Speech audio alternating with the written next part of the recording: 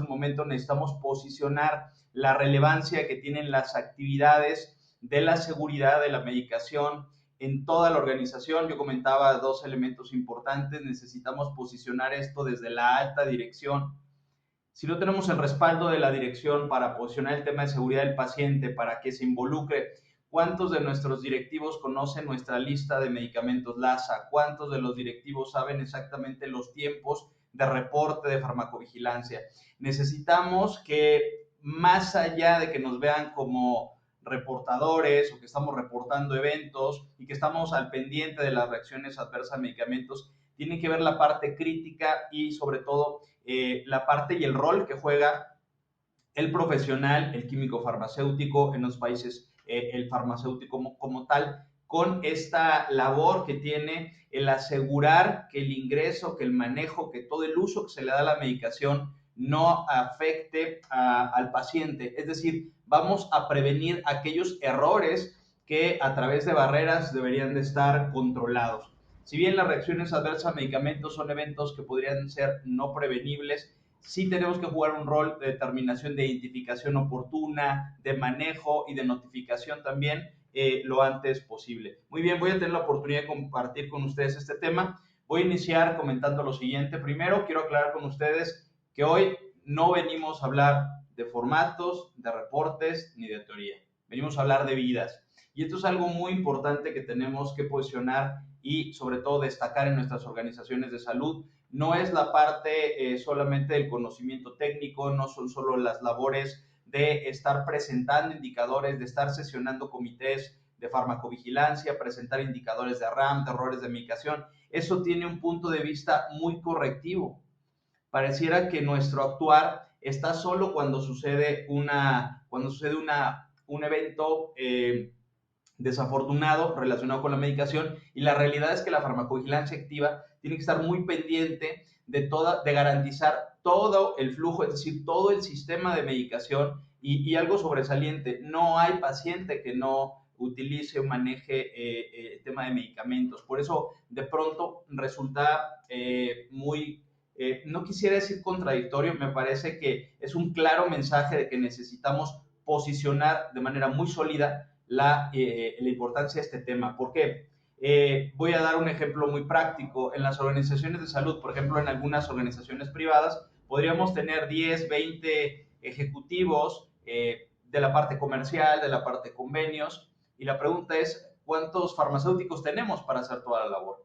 Me tocó prácticamente en el 2012, estuve como jefe de calidad en el Instituto Nacional de Enfermedades Respiratorias, y ahí empezábamos a posicionar la importancia y la relevancia que tendrían los químicos farmacéuticos para la vigilancia de la medicación, estamos hablando desde el control, participar activamente en la selección y adquisición y sobre todo organizar muy bien los cuadros básicos de medicamentos o los listados de medicamentos.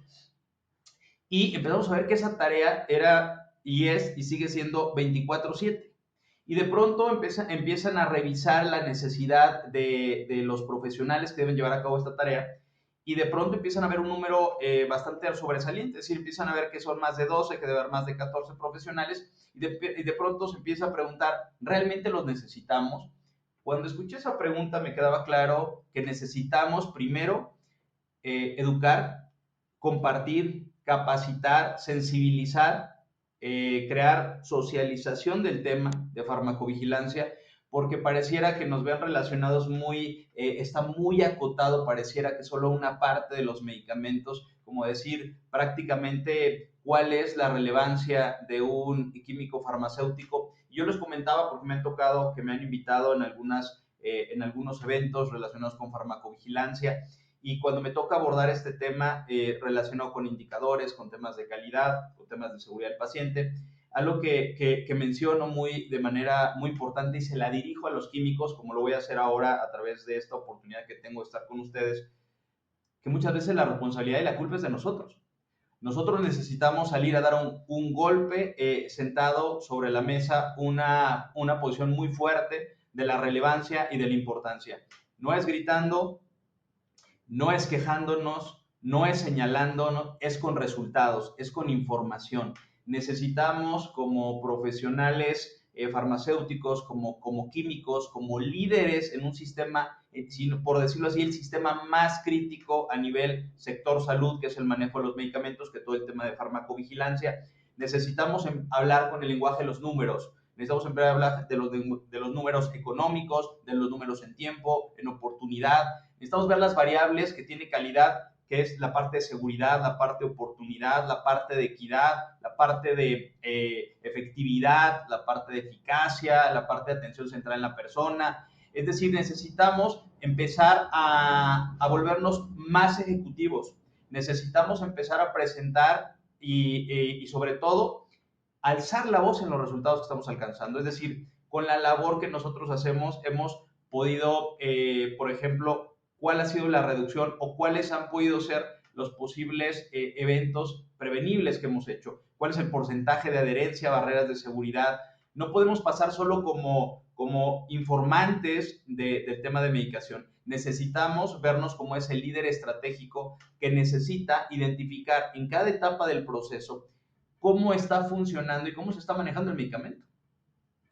Y a eso es a lo que quiero llegar con este inicio. Estamos hablando de vidas. El riesgo es tan alto y ustedes conocen de la literatura, las publicaciones de la Organización Mundial de la Salud señalan de manera muy clara que 1 de cada 10 pacientes sufre daños. Si empezamos a ver las estadísticas y las tendencias, quienes encabezan el top 3, en este caso los 3 principales eventos adversos, relaciones incluso con eventos centinelas, si hablamos de manera general, tenemos 3 grandes desafíos en las organizaciones. Reducir la caída de pacientes, el tema de garantizar la seguridad de la medicación y la prevención de infecciones asociadas a la atención a la salud.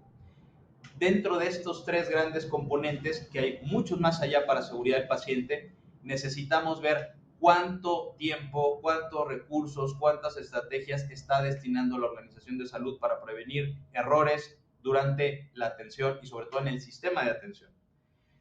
Y ya lo que necesitamos transmitir a todo el personal de las organizaciones de salud es que así como el medicamento cura, también daña. Y es importante tener un sistema, ¿no? Y sobre todo una estructura de cómo gestionarlo. Necesitamos volvernos muy ejecutivos en el sentido de tener el diseño de un plan estratégico como químicos farmacéuticos, tener las estrategias claras, pero para tener estrategia necesitamos establecer objetivos y necesitamos partir desde ahí. ¿Cuántos de nosotros que llevamos a cabo farmacovigilancia tenemos nuestros objetivos funcionales o, digamos, los de nuestro departamento, los de nuestras áreas? ¿Cuáles son los objetivos de farmacovigilancia?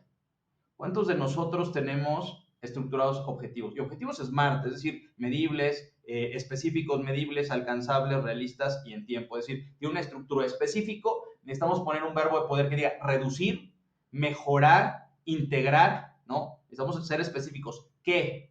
Entonces estamos a decir reducir, ¿no? En este caso los eventos relacionados, en este caso con la medicación, que también se conocen como ADES, los Adverse Drug Events, y decir, estos errores de medicación, necesitamos reducir los errores de medicación, ¿sí? ¿En cuánto por ciento con relación al año anterior? ¿No? Tiene que ser un objetivo alcanzable, realista, retador, pero tampoco fuera de contexto como hablar de un 0. Y lo importante con la T de tiempo es cuándo.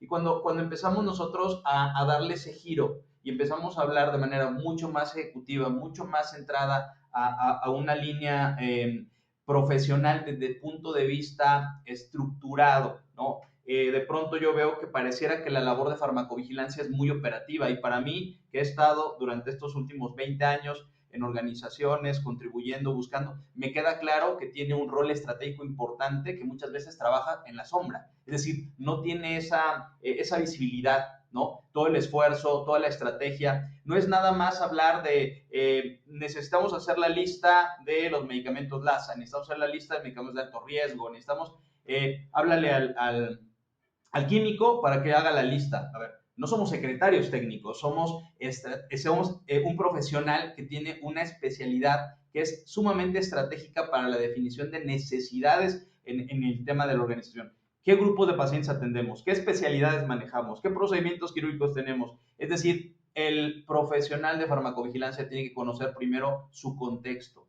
Y su contexto implica qué servicios manejo en mi organización.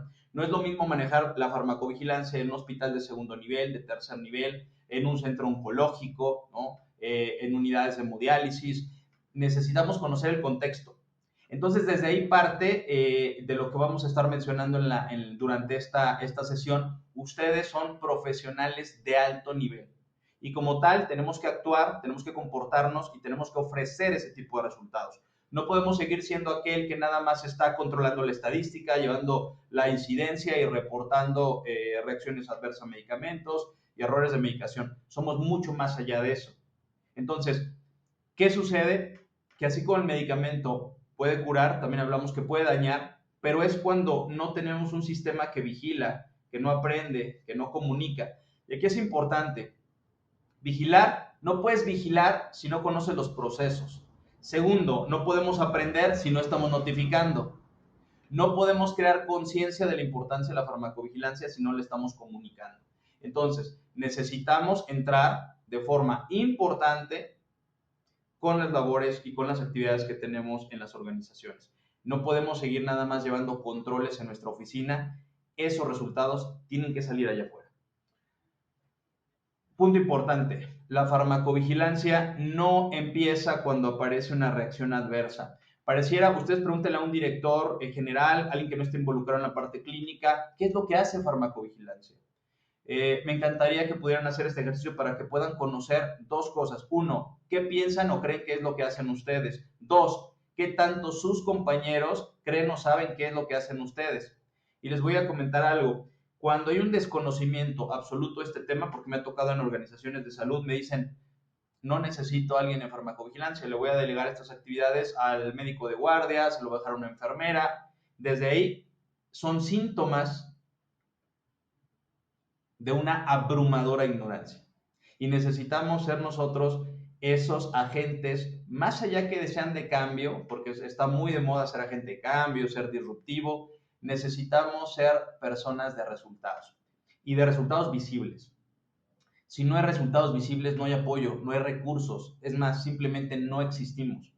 Yo, en la experiencia que tengo en calidad, me queda claro que a calidad también lo agarran como secretario técnico, lo agarran como el fiscalizador, como aquella persona que nada más está recorriendo las instalaciones y nadie sabe qué es lo que hace. Y les he dicho exactamente lo mismo. El problema no es de la organización, el problema es nuestro por no mostrar los resultados y la importancia y qué es lo que estamos haciendo y por qué debemos estar aquí. Entonces, es algo que necesitamos reforzar bastante en todas las organizaciones, sobre todo por parte de nosotros. Pero no somos esos profesionales que solo vamos a reportar reacciones adversas, ¿no? Y eso es algo donde tenemos que salir de esa caja, ¿no? La farmacovigilancia empieza cuando una organización decide, y esto es muy importante, la decisión es compromiso. Yo quiero que todos mis directivos asuman el compromiso y la importancia que tiene garantizar la seguridad de la medicación. Me gustaría que conocieran el sistema de medicación. Y me parece que incluso hablando de acciones esenciales de seguridad del paciente, metas internacionales de seguridad del paciente, dependiendo del contexto de seguridad que estamos manejando, no se involucran. Necesitamos involucrarlos. Y aquí y por eso lo menciono, porque necesitamos tener ese respaldo y sobre todo, al tener el respaldo, vamos a tener mayor soporte, mayor apoyo para seguir haciendo lo que hacemos. Y no que alguien esté pensando, un caso, hay casos en organizaciones de las que me he enterado, al menos en estos últimos 6 años, con relaciones en algunos hospitales, no solo en México, el extranjero, pasan eventos de certificación, de acreditación y de pronto ya no necesitamos a los farmacéuticos, ya no necesitamos a los químicos. Me pasó en una institución, esa fue prácticamente hace 12 años, donde en cuanto se logró la certificación y se tenía prácticamente la plantilla adecuada para cubrir todo el tema de conciliación de la medicación, la revisión de la idoneidad, ¡pum!, la decisión fue, ya no los necesitamos. Ahí es un gran error. Las organizaciones no pueden pensar que los temas de calidad y seguridad del paciente son proyectos, porque un proyecto tiene un inicio y tiene un fin, y no puede ser eso. No podemos considerar hay que devolver ya los equipos, hay que dar de baja personal, ya alcanzamos el resultado, lo que nos interesaba era un papel.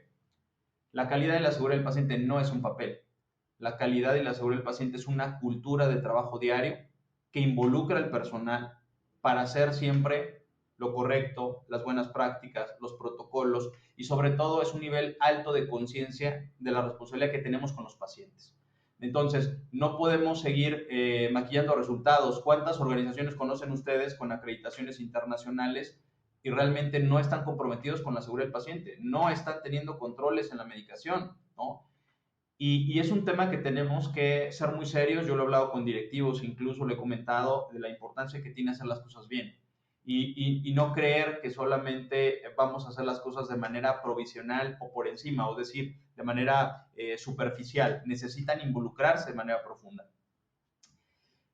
La farmacovigilancia inicia cuando se decide y se compromete que ningún medicamento debe utilizarse sin vigilancia. Es decir, de pronto me dicen, ¿por qué tenemos que tener farmacéuticos en fin de semana, en turnos nocturnos? Necesitamos tener una vigilancia permanente.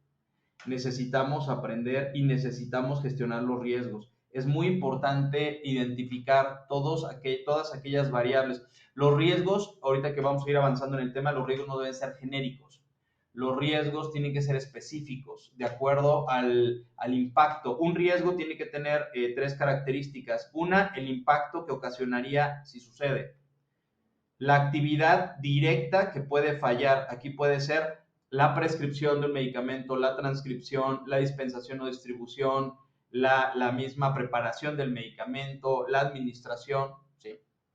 Y la tercera variable es la especificidad o la parte específica. En el área de pediatría, en pacientes geriátricos, en pacientes oncológicos, con medicamentos de alto riesgo. Si no tiene estos tres elementos, que yo les llamo los tres niveles de detalle del riesgo, no podemos gestionar los riesgos. ¿Por qué? Porque al no tener estas tres variables, no podemos priorizar.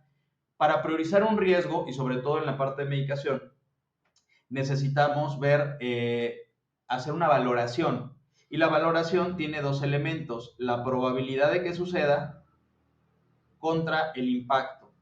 En la literatura, en Europa, digamos, un documento internacional, pero hay un documento que es la UNE 179.003, su última versión es 2013, y este documento es gestión de riesgos para la seguridad del paciente, ¿no?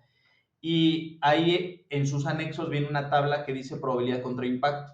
Probabilidad siendo un máximo 5 e impacto 5, significa que el número más alto, 25, es el riesgo con mayor probabilidad y de suceder sería el que mayor impacto podría tener en nuestra organización. Si yo no defino estos tres niveles de detalle, yo no podría hacer una evaluación objetiva. El impacto o el daño, para que también se pueda entender de esa manera, nos va a permitir, si lo detallamos, poder evaluar esta variable de impacto. Y la probabilidad, es importante tener estos dos elementos. ¿Qué tan probable es de acuerdo a la frecuencia de la actividad que estamos haciendo y en esa área en específica o en ese grupo de pacientes específicos? Eso nos va a permitir tener una relación mucho más objetiva de la calificación o de la valoración del riesgo. Entonces, teniendo esta identificación del riesgo, además tenemos dos elementos para poder construir un riesgo. Uno, cuáles han sido los eventos o los errores de medicación que hemos tenido en los últimos 12 meses, cuáles son las áreas y los procesos que tienen mayores factores críticos en el tema de la medicación. Hay que analizar puntos de dolor, hay que considerar equipamiento, equipos, personas, capacitaciones. Es decir, no es tan simple, no es como agarrar un cuaderno, una computadora y empezar a decir, son los riesgos, ¿no? Además les voy a decir otra cosa, los riesgos no se deben, yo veo que eso está bien, eso déjenlo cuando lo hacíamos hace 12, 15 años, ustedes son mucho más jóvenes, pero en tiempos recientes lo que sucedía era que organizaban una sala de juntas con galletas, con café, todo, se buscaba de preferencia el equipo multidisciplinario, que también ahí hay un gran error. Cuando se habla de farmacovigilancia pareciera, pues manden llamar a los farmacéuticos, a los químicos. No, debe estar involucrado el médico, la enfermera, los administrativos que hacen las adquisiciones, los jefes de farmacia que son para el tema del almacenamiento. Tiene que estar muy pendiente todo el equipo de enfermería. Es decir, la medicación no es responsabilidad de un departamento y solo de los de farmacovigilancia. La seguridad de la medicación es de todos. Y si no la proyectamos, e incluso podría decir, si no la vendemos de esa manera, va a seguir siendo responsabilidad de un área y van a querer dejar caer la responsabilidad de una sola persona. hay instituciones muy importantes a nivel Latinoamérica que solo tienen a una persona responsable y si bien le va a 2 becarios. Eso el único mensaje que está enviando es que la gente que toma decisiones desconoce mucho de este tema. No quiero decir que hay una mala intención, quiero decir que me parece que necesitarían estar mejor informados. Bien, esto es lo que le pasa al farmacéutico. La realidad es que no puede tener el tiempo suficiente para poder estar revisando continuidad, comités, estar dando vueltas. ¿En qué momento sales a dar una vuelta a las áreas, estar revisando expedientes? Necesitamos tener orden y estructura. Eso es lo que estoy manejando. Lo que necesito hacer es orden y estructura para poder impactar de manera positiva. Ahora, esto se vuelve crítico porque lo que sucede es que hoy en día lo primero que tendríamos que hacer es un diagnóstico, es decir, cómo se encuentra actualmente nuestra unidad de farmacovigilancia con relación a la parte regulatoria, la parte legal, la parte normativa y algo que me encanta, la parte de procesos. ¿Qué tan documentados y estandarizados tenemos nuestros procesos? La realidad es que pronto tenemos documentos que nadie ve, que nadie lee, que nadie consulta y solo se utiliza para auditorías. Entonces, lo que necesitamos es tener procesos claros, procedimientos muy ligeros para poder tener mayor control en lo que está sucediendo con la parte de todo el tema de medicación. Y ahorita voy a tocar ese punto.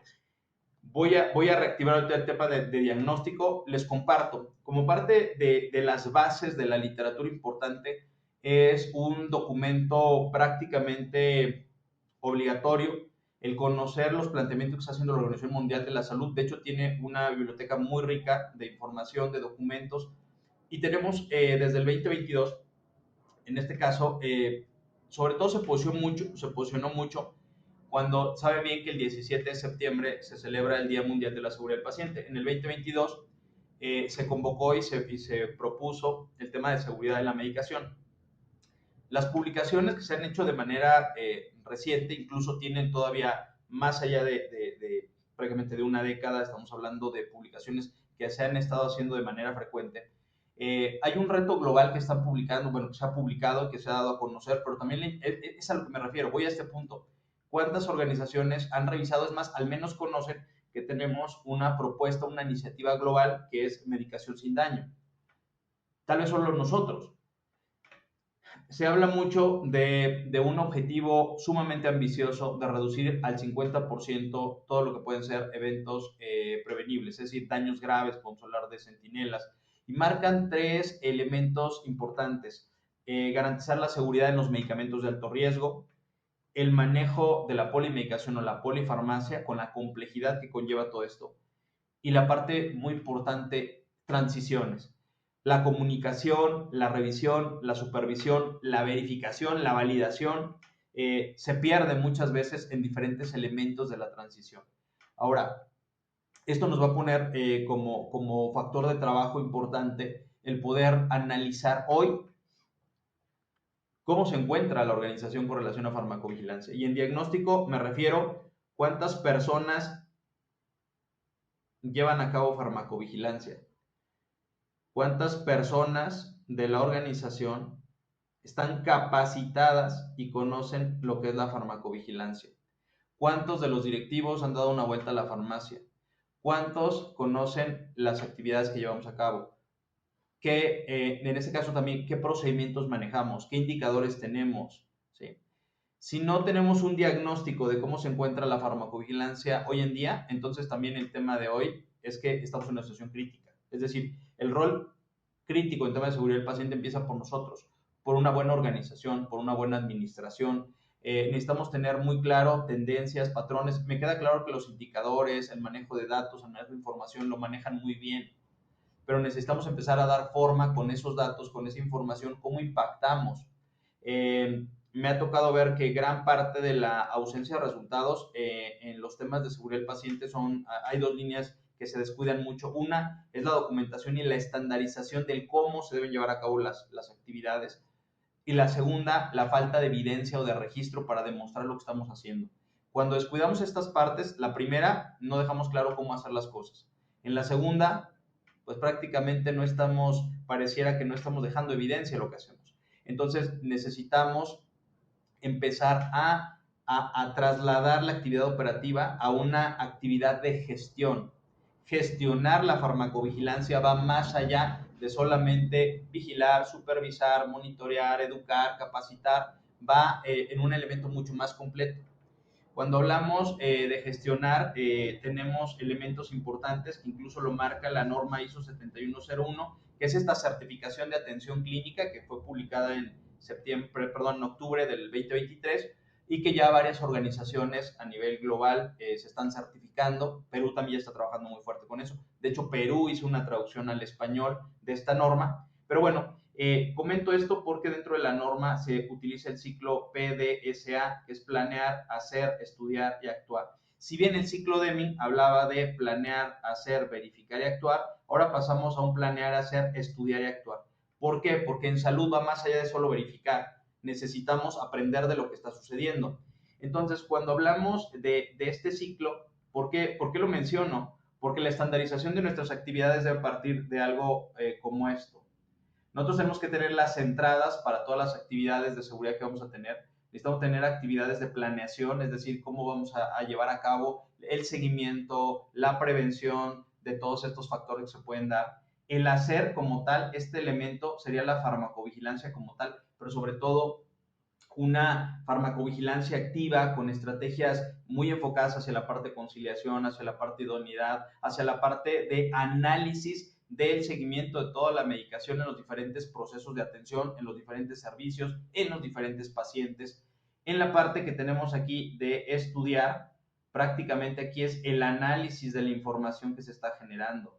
Apego, adherencia a protocolos, en patrones y tendencias de los daños que se están presentando con el manejo de medicación. Y luego tenemos el actuar, que realmente es el que nos lleva al aprendizaje. ¿Qué es lo que podemos hacer mejor y qué estamos aprendiendo con relación a lo que ha sucedido?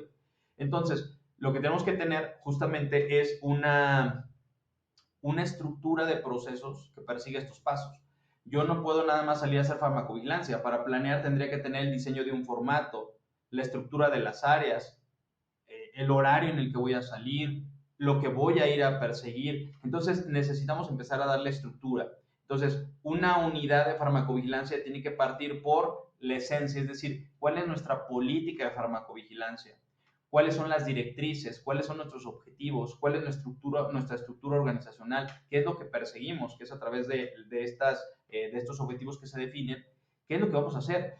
Cuando se empieza a ver ese cambio, empieza a haber más allá de solo el resultado, se empieza a posicionar la importancia que tiene y el rol crítico justamente de la farmacovigilancia en las organizaciones.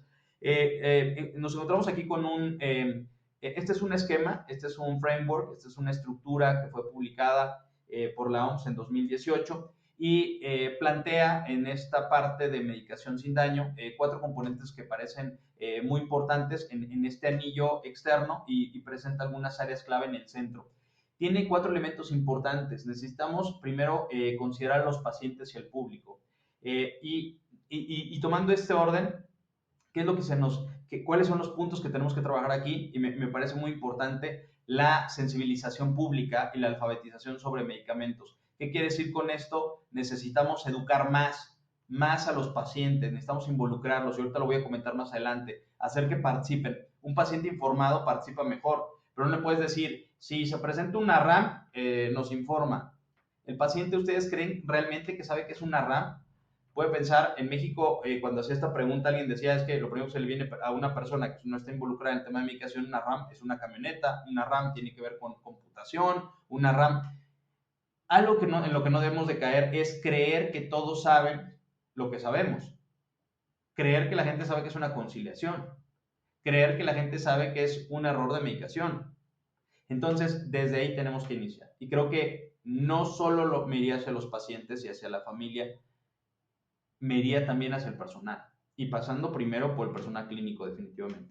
Entonces, vamos a hacer participar al paciente, notificar por paciente, que puedan participar en algún reporte, en alguna notificación, y también que participen en organizaciones de pacientes, eso me pareció muy sobresaliente. En este otro punto, en esta parte superior derecha, nos habla de los profesionales de salud Y es lo que comentamos un momento, no solo sensibilizar al paciente, educar y capacitar al profesional de salud, que identifique, que sea consciente. Por ejemplo, de pronto la participación de ustedes por ejemplo, en la revisión de la idoneidad, empieza a identificar esas interacciones graves, esas interacciones serias, y necesitan dialogarlas con el médico. Si bien el médico tendrá que determinar si mantiene, modifica, suspende, retira, cambia el medicamento, ustedes tendrán que estar muy activos en la participación. Si bien la decisión final va a ser del médico, incluso en factores de costo-beneficio, es la decisión, pero nuestra responsabilidad es informar. Nuestra responsabilidad es no solo capacitar y educar, es acompañar. Otro punto importante es la comunicación y el trabajo en equipo. Necesitamos también, yo no diría ganarnos nuestro lugar, integrarnos en donde corresponde. Es decir, nosotros formamos parte importante, parte clave en el tema de la medicación. Todos los profesionales de salud tienen un rol muy importante, pero se tiene que identificar, y lo he visto en otros, incluso en otros países, que mencionan mucho, dicen de manera muy coloquial, dale el balón al que sabe, es decir, delega, deja al experto que trabaje, ¿no? Entonces considero que el médico también debe tener más esa apertura, debería de tomar como un elemento clave y sobre todo muy poderoso para sus tratamientos el poder tener este diálogo con ustedes y poder intercambiar información, ¿no? Por otro lado, la capacidad de los puntos de atención, notificar estos eventos también es importante porque, ahorita vamos a llegar ahí, no notifican porque el personal sigue teniendo miedo de notificar. Es decir, no hay un entorno de confianza, por eso es que ahora se está posicionando mucho el tema de cultura justa. Tenemos la parte como tal ya del medicamento, el producto correcto en el punto de atención correcta, logísticas, denominación, en fin, es el rol como tal del medicamento desde el punto de vista producto y los sistemas y prácticas de medicación. Y aquí me encanta que habla de liderazgo, gobernanza, y lo mencioné al inicio. Si la alta dirección, si nuestros directivos no se involucran en la prevención y sobre todo en un enfoque de medicación sin daño, vamos a ser prácticamente náufragos, gente aislada, ¿no? En un mar de actividades, de tareas, donde pareciera que lo que hacemos no es tan relevante. Y entonces no tenemos ese soporte, ese apoyo, esa visibilidad, pero hay que irla ganando y hay que irla posicionando principalmente. La prescripción, la preparación, dispensación, esta parte del rol del médico para la prescripción, la preparación, incluso aquí también la parte de las transcripciones, la administración y el monitoreo y la evaluación. Es decir, nosotros necesitamos dejar muy claro el flujo. Por ejemplo, importante es tener, primero necesitamos que ingrese el medicamento, ¿ok? Entonces, para que ingrese un medicamento, necesitamos que exista un cuadro básico de medicamentos o una lista oficial de medicamentos. Esta deberá de trabajarse de acuerdo al contexto, de acuerdo a la práctica, los servicios que manejemos, al grupo de pacientes, y esto tiene que tener una relación para poder tener un listado, incluso no solo por especialidades, sino algo importante también de acuerdo a indicadores de ocupación hospitalaria, indicadores de servicio, se pueden determinar el punto de reorden, máximos, mínimos, en fin, y esto, bueno, pues ya en otras áreas tendrá que tener una valoración económica. Pero lo primero es tener un cuadro básico y poder hacer una estructura, sobre todo de adquisición o de compra de los medicamentos de acuerdo a lo que necesitamos. Y luego tenemos que validar las entradas, que los medicamentos que hemos solicitado cumplen las características y condiciones para poder ingresar a nuestra farmacia hospitalaria. Ahora, en la farmacia hospitalaria todavía tiene un sinfín de puntos. ¿Cómo va a ser el almacenamiento seguro? ¿Cómo clasifica los controlados? ¿Cómo identifica alertas visuales? ¿Cómo identifica los medicamentos LASA? ¿Cómo identifica los medicamentos de alto riesgo? ¿Cómo ordenan? ¿Cómo tienen los espacios para el tema de medicamento caducado? ¿Cómo hacemos la disposición final de medicamentos?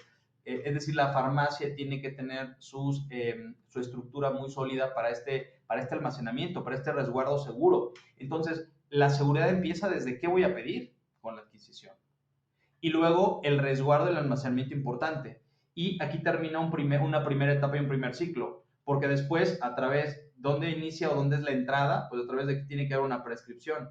Entonces, cuando tenemos una prescripción, ahí se activa esta parte de la necesidad de poder recibir este medicamento. Entonces se hace la prescripción y tenemos en ese inter también algunos profesionales, incluyéndolos a farmacovigilancia, hacer estas transcripciones. Incluso puede ser nuestro perfil farmacoterapéutico, puede ser a algunas notas que tenemos ahí para poder llevar el manejo de la medicación de los pacientes. Y entonces tenemos la parte de la transcripción, incluso enfermeras, tenemos incluso a la parte de nutrición, ¿no? Que también puede tener ahí algunos registros de acuerdo a estas indicaciones.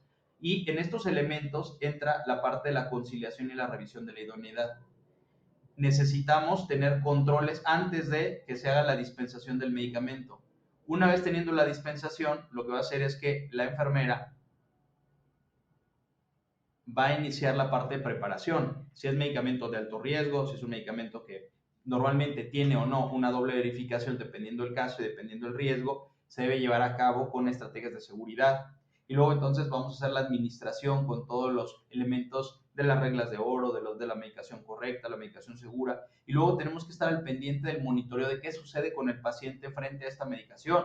Y aquí es donde podríamos poner un alertamiento en rojo de que aquí necesitamos tener medidas de seguridad muy importantes.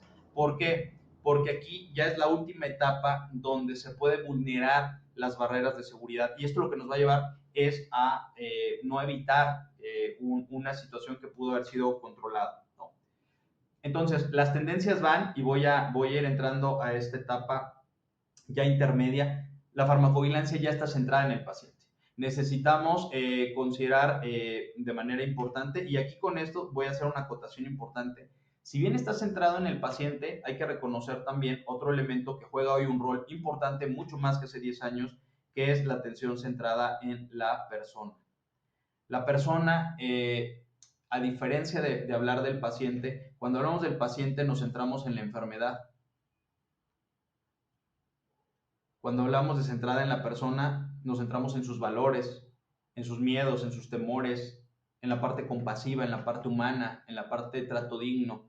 Entonces necesitamos también tomar un rol como farmacovigilantes donde tengamos un nivel de conciencia más allá de la empatía, porque nunca vamos a estar sintiendo lo que realmente siente el paciente, sí podemos comprenderlo. Entonces la farmacovigilancia tiene que pasar de no solo de manera muy técnica, la farmacovigilancia pasa a su manejo de la enfermedad y la parte de la relación que tiene con el medicamento, pero también necesitamos identificar que estos pacientes son personas que confían su vida en nosotros. Entonces también tenemos que tener esos dos enfoques de manera muy clara. El paciente está pasando de ser receptor del daño, de aquel que sufre el impacto, a ser una fuente activa de seguridad. Cuando involucramos al paciente, estamos teniendo una doble barrera. Al paciente necesitamos mencionarles 5 elementos. Hay 5 elementos que debe conocer el paciente. Primero, el paciente saber qué toma, ¿no? Debe conocer sus medicamentos. No la pastillita chiquita, no la blanca, por ahí un azul con rojo, por ahí de repente hasta los niños también, pues era algo como que no me hacía sentir muy bien, pero era una ahí blanca con rojo. Necesitamos empezar a dar ese salto de la parte de llevar al paciente hacia un siguiente nivel técnico. ¿Por qué? Porque es importante que él conozca la relevancia y sobre todo, algo que me queda claro es que el paciente es mucho más abierto, escucha más y no lo digo en otro sentido, pero es a través del dolor. ¿Por qué? Cuando el paciente sabe que si no lo hace, algo malo va a pasar, presta más atención que cuando se le dice que con eso se le va a quitar el dolor. Es decir, es más fácil convencer a un paciente diciéndole esto, si no se lo toma, el dolor que siente ahora va a ser al doble. Eso sí va a hacer caso al paciente. Pero si uno le dice, con ese que se tome ya se va a sentir bien, es un mensaje que el paciente no lo toma de la misma forma. Entonces, me ha quedado claro que cuando abordamos al paciente es muy importante señalar los puntos más críticos que pueden suceder, ¿no? Primer elemento, ¿qué toma el paciente? Segundo, ¿por qué lo toma? ¿Y por qué toma esa pastillita blanca? O ¿por qué toma este medicamento? Tiene que identificar bien por qué lo está tomando. Si es un antibiótico, ¿por qué lo está tomando? Y esto es muy importante y me encanta que el paciente entienda la indicación médica. Es cuando entiendes el porqué de las cosas. Entonces, siempre va a ser mucho más receptivo a alguien que comprende por qué lo hace. Ahora, tercer elemento, ¿cómo lo toma? Y ahí viene ya la parte, empiezas avanzando a decir, bueno, ya no solo sé qué tomo y para qué lo tomo, sino cómo debo de tomarlo. ¿Cuál es la dosis? ¿Cuál es la vía? ¿Cuál es la frecuencia? ¿Por qué debo respetar los horarios? ¿Por qué debo seguir el tema del tratamiento? En estos tres componentes entra muy fuerte el hecho de que un paciente no abandone el tratamiento, que mantenga adherencia. Ahora, si está con nosotros a nivel hospital y está en estancia hospitalaria, al igual es importante que el paciente conozca qué medicamento se le da, por qué se le está dando y cómo se lo estamos dando. 4. ¿Qué riesgos debemos vigilar?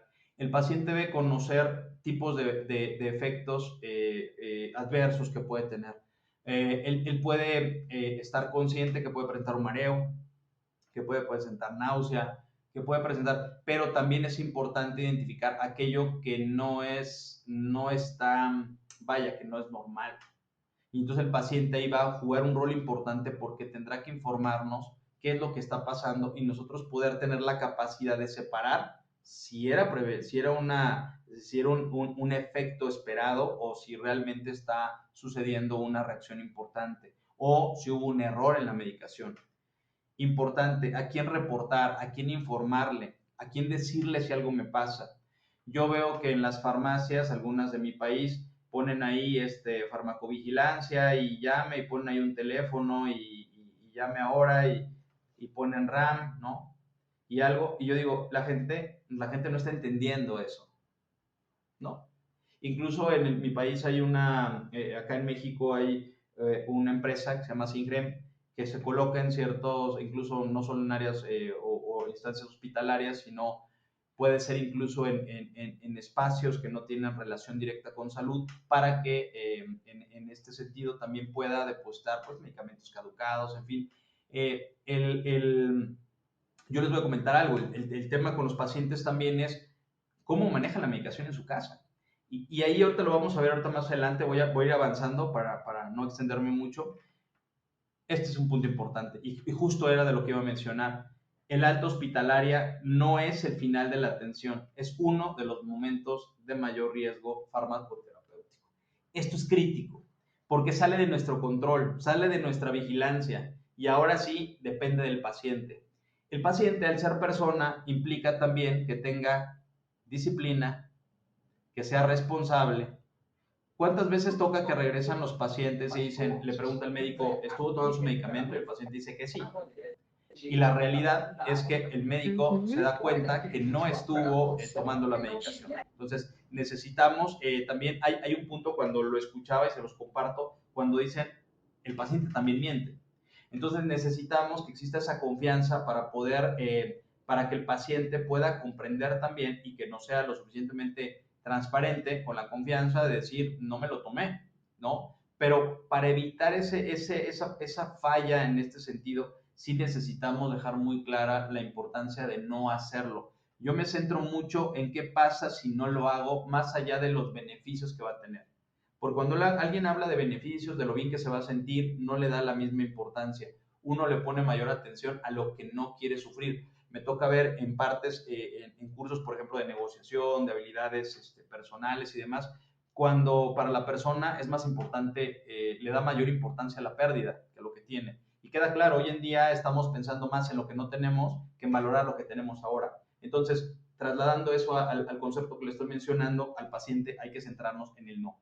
Y aquí el tema de las transiciones juega un tema importante. ¿Cuáles son las zonas más peligrosas? El ingreso, el traslado, el egreso, la referencia, la contrarreferencia, los cambios de turno, los cambios de nivel de atención. Aquí, si bien tenemos algunas herramientas, como también pueden ser el SBAR, puede ser el iPass, el hands-off, hay elementos que nos permiten hacer las entregas de pacientes y uno de los elementos importantes que se debe considerar es la medicación. Y cada vez que cambia el punto, un elemento importante que debe ser sí o sí obligatorio es la conciliación de medicamentos. Pero el tema se presenta cuando hay transiciones de un servicio a otro, cuando hay cambios en los turnos y demás, y no hay el personal suficiente que tenga la competencia para poder determinar esta relación y esta revisión de lo que es de los medicamentos que ahora se están prescribiendo y aquellos que se le están indicando al paciente. Otro punto importante es tener una lista actualizada y sobre todo que sea clara, comprensible también para el paciente. Y es decir, que juegue también un rol donde el paciente también pueda estar muy claro, como cuando alguien le dice, oye, te van a operar el brazo izquierdo, dice, no, no, el que me van a operar es el derecho, es el que me duele. Entonces también es un punto importante, la comunicación clara, la educación al paciente, al cuidador. Este tema de las transiciones es importante. Otro punto que hay que prestar atención, más medicamentos no siempre significa mejor tratamiento. La parte de polifarmacia, polimedicación es crítico. Entonces, no es solo que más medicamentos es mejor tratamiento, a veces significa mayor complejidad, definitivamente, mayor interacción, pero lo más crítico es mayor riesgo. De verdad, yo tengo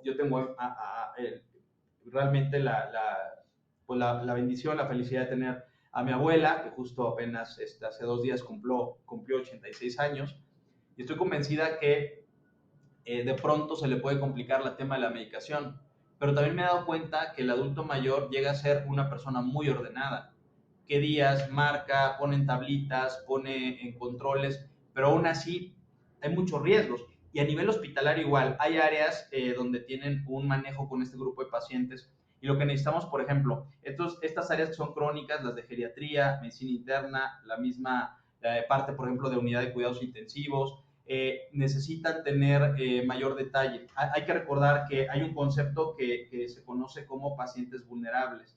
Los pacientes vulnerables, el significado es que necesitan mayor protección y eso incluye los medicamentos.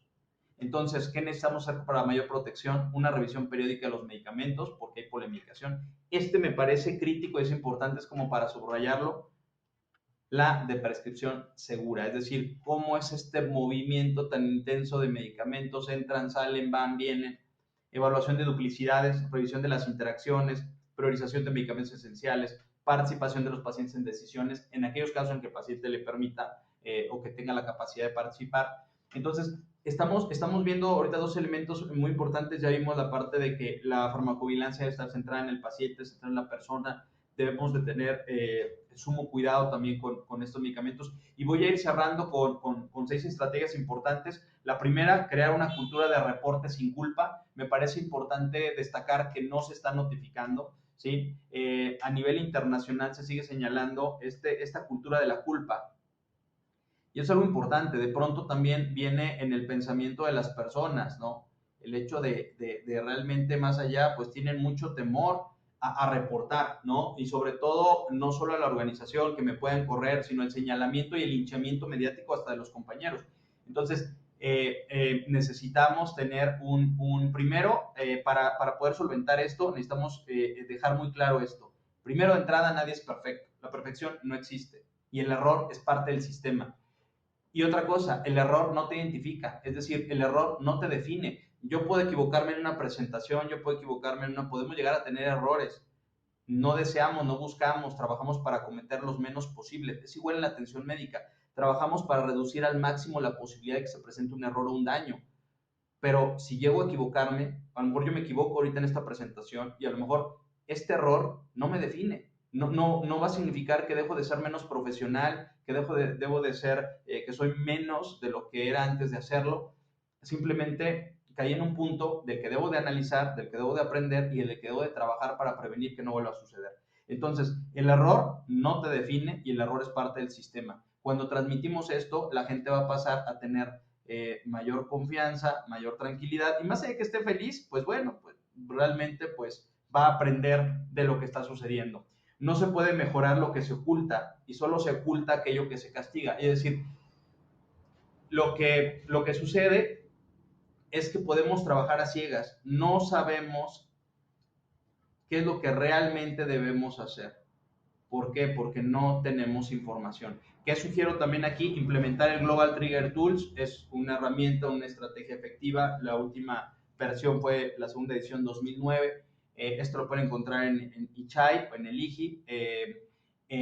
Y ahí van a poder ver la estructura de cómo ir en búsqueda intencionada de los eventos, de los errores de medicación.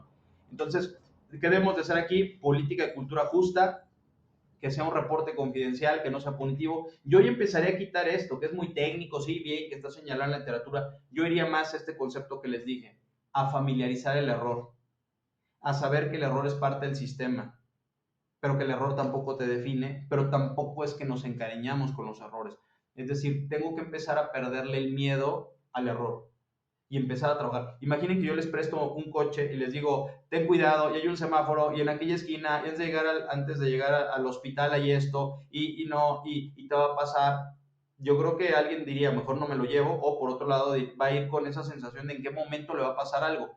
Yo creo que tenemos que empezar a quitarle encima ese enfoque de error, se va a caer, riesgo, porque pareciera que estamos programados para eso. Tengo muchos colegas de calidad, de verdad, que fuera de su trabajo no duermen, que tienen una sensación de que se les va a caer una lámpara.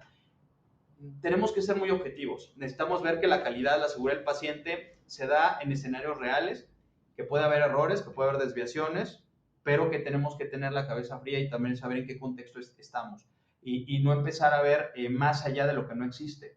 Porque entonces eso pasamos del análisis de riesgo a la parálisis o el temor por las fallas. Y no puede ser así, ¿no? Bien, la segunda estrategia es integrar la farmacovigilancia en un sistema de gestión de calidad. ¿Por qué calidad? Porque en gestión de calidad se analizan riesgos, se ven indicadores, se hacen auditorías internas. ¿Cuántas auditorías internas de farmacovigilancia hacen? Capacitaciones, gestión documental, procedimientos, diagramas de flujo, comités de farmacoterapéutica, comités de farmacovigilancia, revisión de la dirección, mejora continua. Una organización con cultura de seguridad no pregunta si tienes reportes. ¿Tienes farmacovigilancia? Muy bien, ¿qué estás reportando? No. Pregunta qué aprendió de ellos y cómo cambió su sistema. El sistema significa que todos estamos interconectados. Y entonces les voy a mostrar, por ejemplo, este es un sistema de gestión de calidad para farmacovigilancia. Desde las prescripciones médicas y los criterios, inicia una prescripción, la dispensación segura y toda la parte de seguridad en la administración de los medicamentos. Pero vemos que interactúa el área de talento humano, la farmacia, el área de equipos, los procesos clínicos, las áreas de operaciones, todos somos farmacovigilancia. Y lo que buscamos es garantizar la seguridad del paciente en este sentido. Y necesitamos empezar a ver qué son todos, ¿no? Qué es la realidad, es que todos estamos participando. Estrategia 3, si estamos entrando en cierre, priorizar medicamentos de alto riesgo.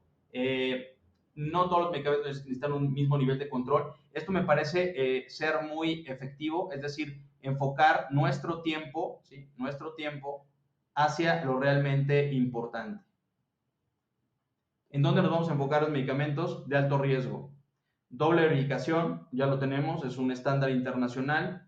Etiquetados diferenciados, alertas visuales, restricciones de acceso. También no debe haber medicamentos de alto riesgo en áreas donde no debe ser. Tiene que haber a lo mejor una política que estructure tiempos previos antes de administrar para que esos medicamentos no estén en el área y puedan presentar algún error o que se puedan utilizar en algún otro paciente que no es. Protocolos de administración bien efectivos. Equipos, bombas de infusión inteligentes cuando aplique, revisiones de eventos relacionados. Y esto vuelve muy importante. Es como decir, vamos a enfocarnos realmente a lo importante. La conciliación de medicamentos. Hoy en día pareciera que es algo muy básico, pero no todas las organizaciones lo están haciendo. Y es importante hacer esta comparación, hacer la resolución de discrepancias y sobre todo empezar a involucrar mucho a los médicos y sobre todo plantear escenarios.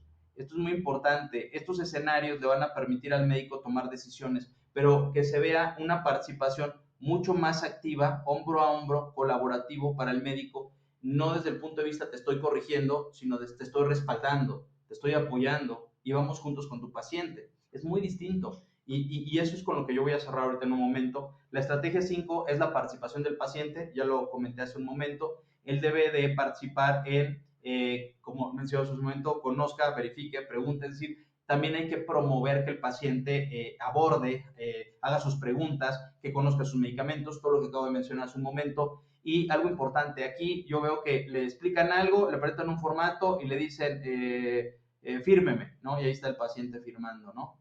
Y ya te lo quieres llevar, pero te lo quieres llevar para presentarlo como evidencia de una auditoría y la realidad es que tal vez el paciente no entendió nada. Yo lo que necesito es que de pronto hacer esta estrategia donde el paciente me explique su medicación, su tratamiento. Porque yo la verdad me sorprendo tantos pacientes diabéticos que manejan de manera espléndida el manejo de la administración de su insulina. Hay pacientes que se involucran demasiado, pero también tenemos que acercarles la información y explicarles la importancia que tiene que ellos lo manejen y que participen. Importante, ¿cuántos indicadores de farmacovigilancia están midiendo? De acuerdo a la literatura, presenta algunas alternativas, hace algunas propuestas como las que presento aquí, la tasa de notificación de sospechas de RAM por cada mil egresos, porcentajes de reportes completos, número de señales detectadas, eventos por medicamentos de alto riesgo, en fin, todo esto nos tiene que servir. Un indicador sirve para tomar decisiones. Y estas decisiones tienen que construir controles y barreras de seguridad, saber en dónde debo de trabajar la parte de la medicación. Si no me permite tomar decisiones, el indicador no me funciona. Y cierro con estas guías. Hoy en día con la inteligencia artificial se pueden integrar las siguientes herramientas. Les voy a compartir estas rápidas, que es ya de mis últimas diapositivas, solamente para que lo vean. Las guías rápidas de medicamentos de alto riesgo. Esto es importante tenerlos. Por ejemplo, aquí tienen estos componentes. El objetivo que tiene, por ejemplo, este es de una insulina intravenosa y vienen 4 componentes. ¿Cuál es el objetivo de esta? Antes de administrar, durante la administración, ante un evento adverso, es decir, ¿qué debo de hacer? Aquí es qué voy a hacer. Y aquí me parece muy importante, lo que voy a señalar es, pocas organizaciones tienen un control de planes de contingencia, de planes de reacción, ¿no? Muchas veces hasta que sucede el evento se está buscando cómo solucionar las cosas y considero que debe haber muchas fichas de guía rápida para el tema de medicamentos. La guía rápida, por supuesto que no sustituye el criterio clínico, pero evita que el criterio clínico trabaje sin barreras de seguridad. Segundo, las tarjetas para paciente. Esto es importante.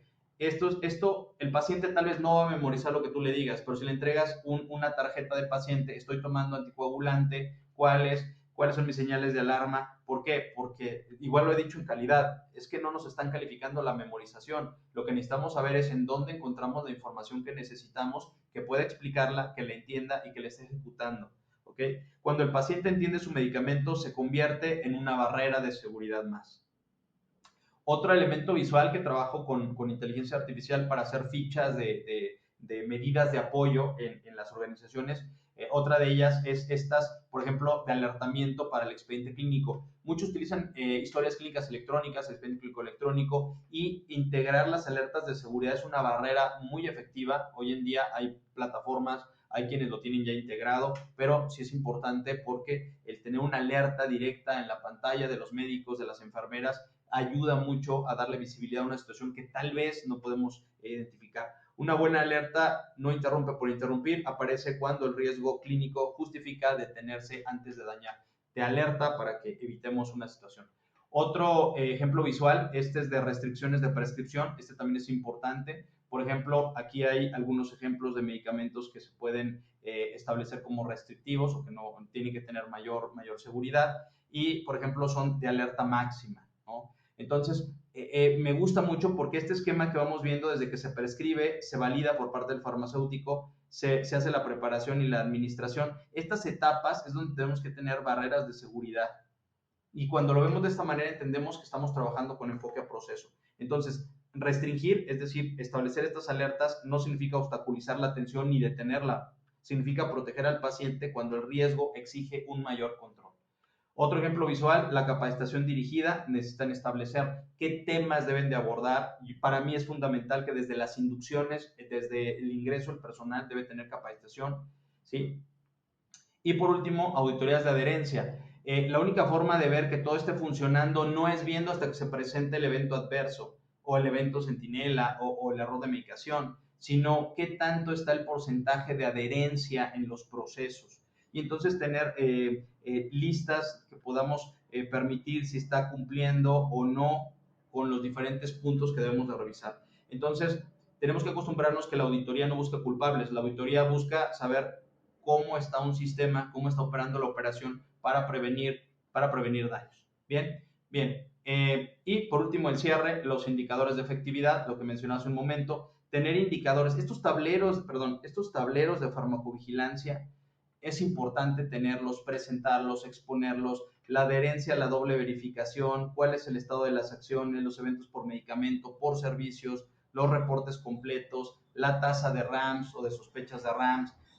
Estos tableros realmente nos van a permitir saber si estamos protegiendo o no al paciente y seguramente lo hacemos, pero no estamos midiendo el impacto, no estamos midiendo cómo lo hacemos.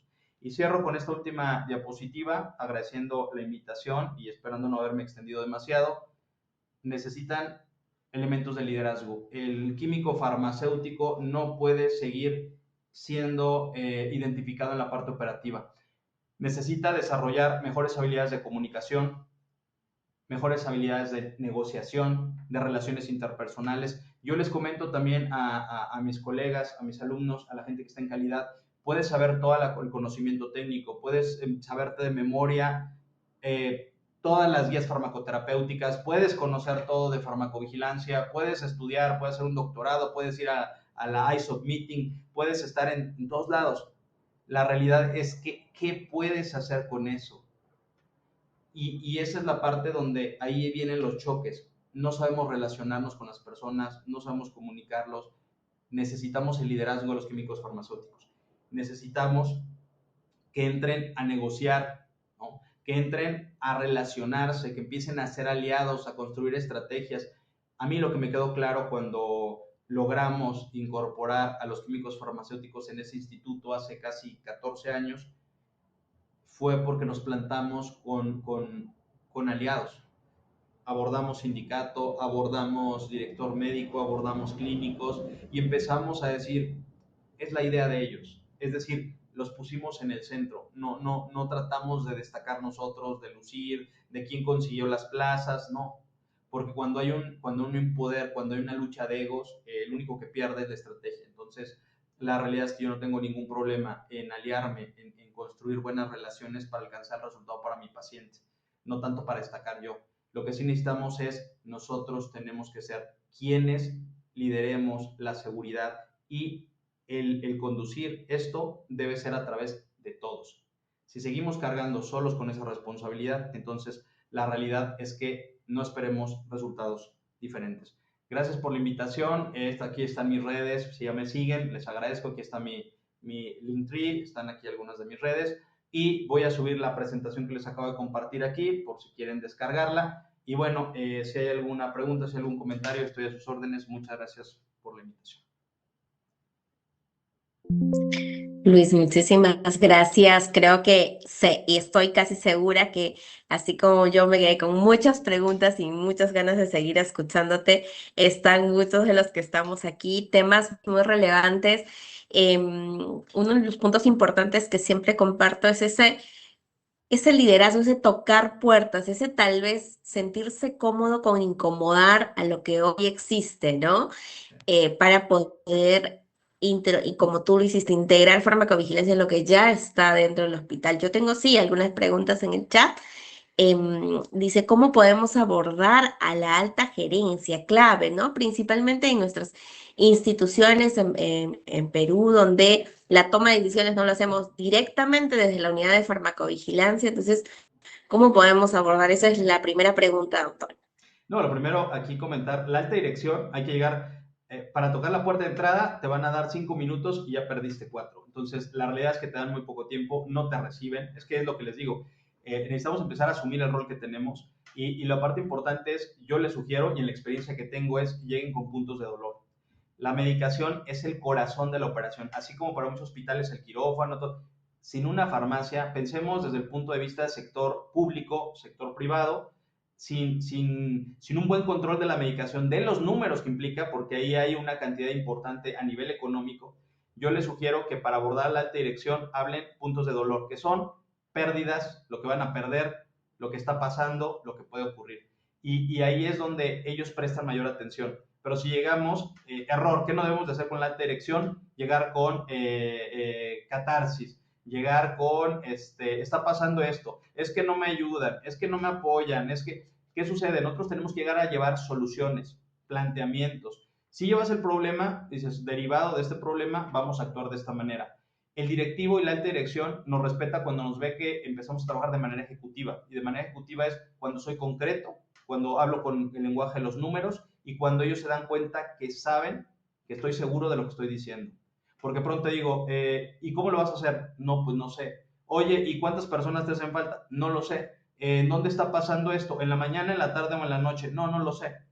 Entonces es donde nos desmantelan, donde nos destructuran, donde rompen esa parte y la realidad es que tenemos mucho que compartir. Y la verdad es que tengo grandes amigos en farmacovigilancia y en diferentes países.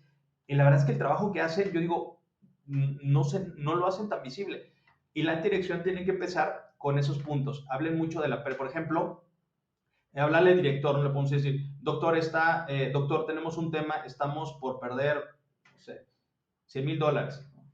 Tenemos una situación donde vamos a perder inventario de medicamentos.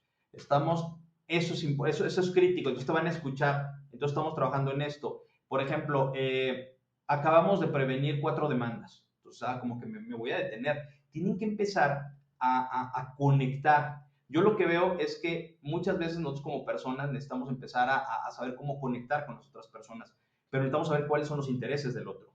Porque si lo que yo le planteo no es del interés del otro o lo desconoce, no nos va a recibir, no nos van a atender y nos van a seguir viendo como uno más. Entonces, acérquense así, tengan datos muy claros, digan, nos está pasando en la noche, estamos teniendo este reporte, este tipo de proveedor no está funcionando porque de las últimas 30 entregas, en el indicador aparece que el 77% no las está entregando correctamente. Entonces, aquí lo que va a suceder es que vamos a perder cuentas, vamos a perder ticket, vamos a afectar pacientes y sobre todo la reputación de la institución. A mí no me gustaría que la institución tuviera esta demanda, que tuviera eso.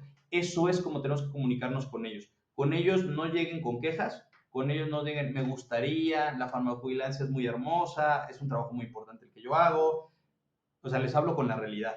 Yo estoy del otro lado y me toca ver que de esa manera es cuando más me escuchan. Cuando saben que van a perder, cuando saben que algo les va a afectar y cuando saben que tengo la respuesta.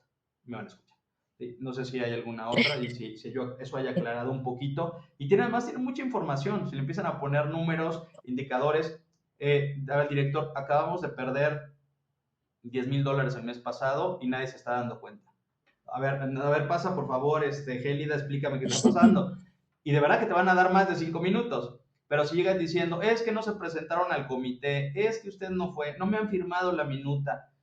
No, eso no, que nos quiten nosotros no abordamos eso con ellos. Nosotros tienen que vernos en otro nivel. Perfecto. Muchísimas gracias, doctor, por lo comentado. Aquí tengo un par de preguntas, solamente vamos a escoger dos porque Sí, si no, estamos pasándonos. no, tranquila. Dice, ¿qué recomiendas si se implementaría una central piloto de farmacovigilancia para las farmacias privadas o boticas? ¿En qué sentido, perdón? No, a lo mejor no escuché al principio o no entendí bien ahí. ¿Qué recomendaría si Uh -huh, se implementaría un central uh -huh, piloto para uh -huh. farmacovigilancia para farmacias o boticas?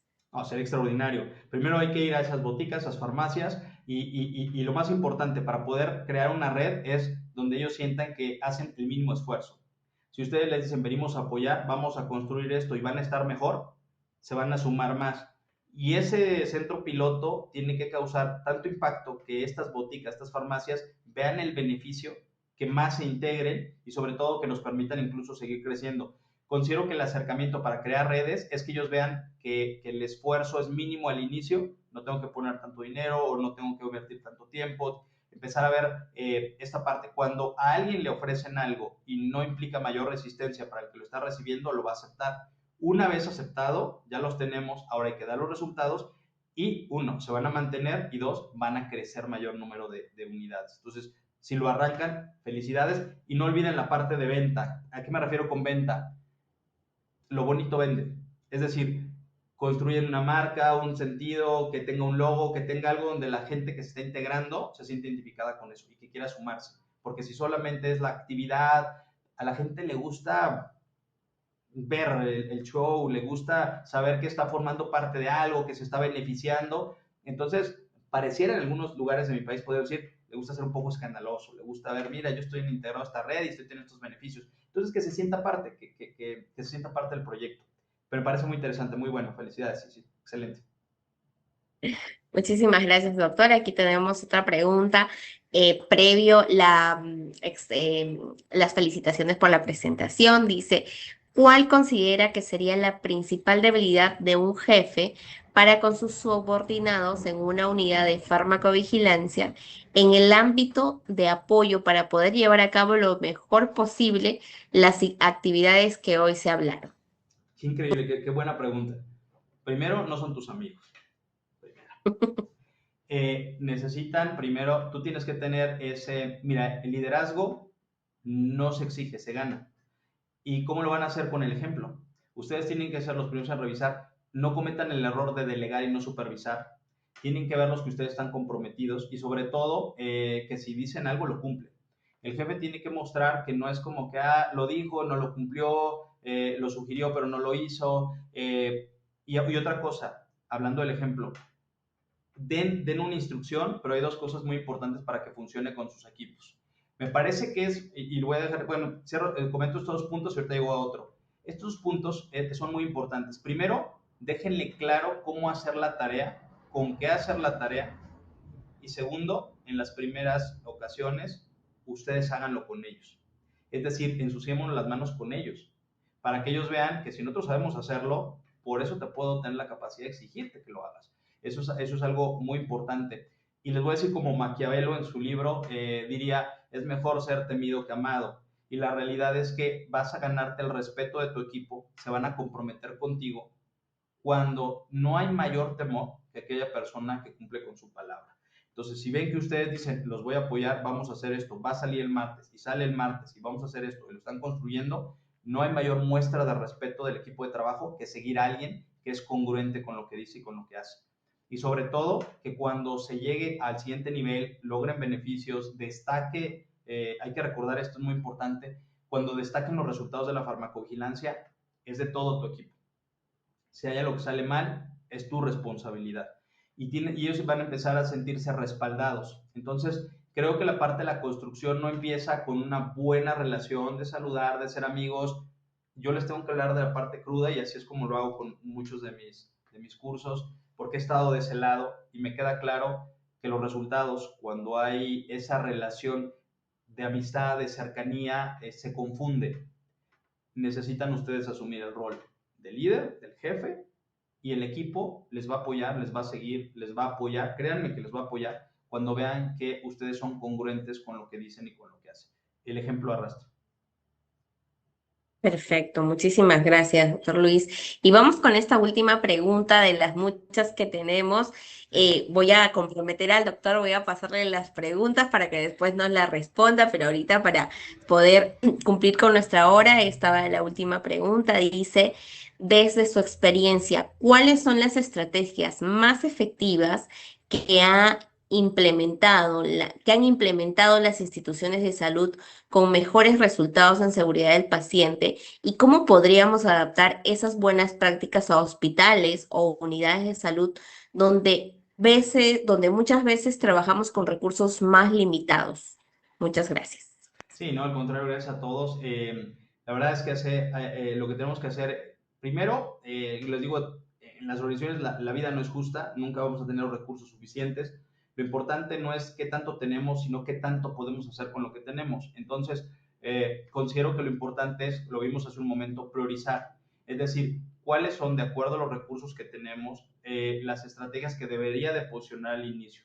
Considero que la parte del seguimiento farmacoterapéutico se vuelve crítico. Necesitamos tener una cobertura para todos los pacientes. No a todos nos alcanzaría. Si tenemos pocos recursos, pocas personas y tenemos hospitales o instituciones muy grandes, el reto se vuelve mucho más crítico. Yo les sugiero que hoy en día, no les estoy diciendo lo que habríamos hecho hace 5 años, hoy en día tenemos herramientas, plataformas, tecnologías emergentes que nos pueden ayudar mucho. Ustedes ya no deben de estar arrastrando tanto el lápiz, no deben de dedicarle tantas horas a la parte de análisis operativo. Para eso ya hay inteligencia artificial que vamos a revisar. Hoy en día todo lo que tiene números, todo lo que se puede leer, todo lo que se puede ver, la inteligencia artificial puede hacerlo con mayor precisión. Siempre la visualización de mano de como expertos, pero ya al estar capturando, poner un Excel, la gráfica, que dé el patrón, es mejor vaciar los datos, establecer. Hoy en día tenemos no solo la parte del ChatGPT, tenemos Cloud, que está muy fuerte, Gemini, que le puedes dar una instrucción, que son los prompts muy claros, es decir, sobre todo, otro punto importante es que si ustedes le toman fotos, por decir un ejemplo que puede haber muchos, yo quisiera centrarme en esto, utilicen las tecnologías emergentes para tener mayor precisión en la identificación oportuna de posibles riesgos. Ejemplo, si ustedes dicen, oye, pues nada más soy yo, Luis, estoy solo. ¿Qué haría Luis ahorita si estuviera solo y tiene que hacer seguimiento farmacoterapéutico? Tengo que ser muy transparentes con ustedes. ¿Qué podría hacer si soy solo yo y tengo a lo mejor 30 pacientes? Puedo llegar a tomar una imagen, una fotografía de los diferentes con diagnóstico, con la sesión del paciente y ya he estudiado con nueva inteligencia. Toda aquella información que haya interacción en forma de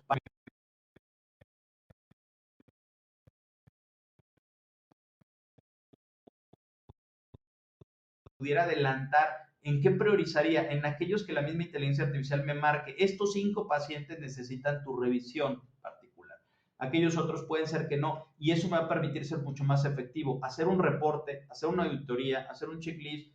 Ustedes deben de estar más con el paciente en la vigilancia activa que en la parte operativa. Y eso es lo que yo quisiera terminar con esto. Hoy en día hay más herramientas, hay tanto conocimiento como no tuvieron nuestros abuelos que necesitamos aprovecharlo. Entonces no podemos seguir arrastrando el lápiz sabiendo que podemos tener mayores ventajas ocupando menos tiempo y siendo más preciso con las tecnologías que hoy en día contamos. Entonces yo cerraría con esa parte y listo. Yo creo que sí hay muchas cosas que pueden hacer hoy en día para farmacovigilancia concretamente. ¿Por qué? Porque es muy clara la información que se puede dar y que se puede trasladar a plataformas, incluso hoy en día creo que es sentarnos, analizar primero qué es lo que vamos a hacer algunos testeos, pruebas, pero en cuanto lo tengamos listo, es más, hoy en día tenemos la capacidad a través de cloud de que haga una aplicación de farmacovigilancia. Hay que probarlas. Digo, ¿y saben qué va a pasar? Que en 6 meses, cerrando este año, va a haber muchos más avances. Entonces, es increíble la velocidad que está tomando. Entonces, no sigamos trabajando como hace 10 años, trabajemos como un profesional que tiene herramientas que no tenía hace 10 años. Bien, listo. Muchísimas gracias, doctor Luis. Muchísimas gracias. La verdad que ha sido muy enriquecedora. Tengo comentarios súper positivos sobre esta hora y media que hemos estado compartiendo. Le agradezco mucho nuevamente y pues espero siempre esté disponible para aquí, para Perú, para la Sociedad Peruana de Farmacovigilancia. Yo sé que nos ha visitado y seguramente nos seguirá visitando. Le agradezco mucho, que tenga muy buenas noches. A todos los que nos asistieron y estuvieron con nosotros también, muchísimas más información sobre el cuarto Congreso Peruano de Farmacovigilancia. Sigan nuestras redes sociales. Muchísimas gracias a todos. Muy buenas noches.